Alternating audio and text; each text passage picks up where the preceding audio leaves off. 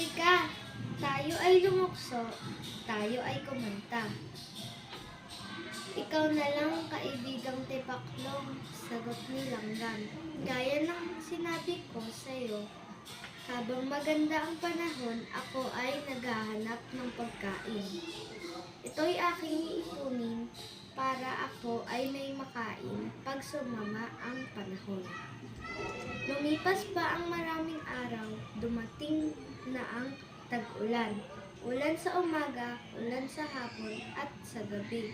Umuulan pa rin at dumating ang panahong kumidlat, kumulog at lumakas ang hangin kasabay ang pagbuhos ng malakas na ulan. Ginaw na ginaw at gutom na gutom ang kawawang tipaklong. Naalala niyang puntahang kaibigan si Langgam. Paglipas ng bagyo, pinilit ni Tipaklong na marating ang bahay ni Langgam.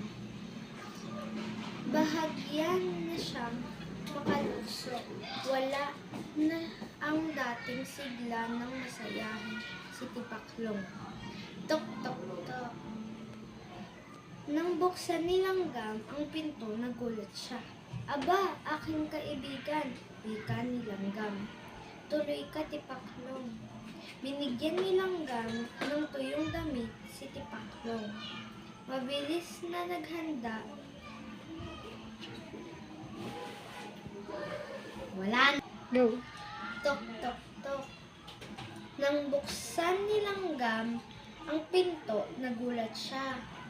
Aba, aking kaibigan, wika ni Langgam. Tuloy ka, Tipaklong. Nang